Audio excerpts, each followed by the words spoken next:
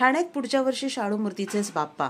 पालिकेने केली 6 महिने आधीच तयारी. गणेशोत्सवाला अजून बराच अवधी असला तरी गणपतीच्या मूर्ती शाडू मातीच्या बनविण्यासाठी ठाणे महापालिकेने आतापासूनच पुढाकार घेतला आहे. या मूर्ती भाविकांना किफायतशीर दरात मिळाव्यात, तसेच मूर्तिकारांनी रस्ते न अडवता मोकळ्या मैदानातील जागेत कार्यशाळा उभारावी, यासाठी पालिकेच्या पर्यावरण विभागाने 6 महिन्यांचा कालबद्ध कार्यक्रम हाती घेतला असून पुढच्या वर्षी शाडू मूर्तीचेच बाप्पा विसर्जन करण्याचा संकल्प पालिकेने केला आहे. प्लॅस्टर ऑफ पॅरिस ऐवजी पर्यावरणपूरक शाडू मातीच्या मूर्ती गणेश मूर्ती बनवाव्यात, यासाठी दरवर्षी जनजागृती करूनही मूर्तिकार याकडे दुर्लक्ष करतात. उच्च न्यायालयाने याबाबत महापालिकेचे कान टोचले होते, तरी ठाणे महापालिका क्षेत्रात सन 2024च्या गणेशोत्सवात सुमारे 30% मूर्ती या शाडूच्या होत्या. हे प्रमाण ठाण्यात पुढच्या वर्षी शाडू मूर्तीचेच बाप्पा पुढील वर्षी 2025 मध्ये वाढवण्यासाठी पर्यावरण विभागाने 6 महिन्यांचा कालबद्ध कार्यक्रम हाती घेण्याचे निर्देश आयुक्त राव यांनी दिले आहेत. 2025च्या गणेशोत्सवात ठाणेकरांचा शाडूच्या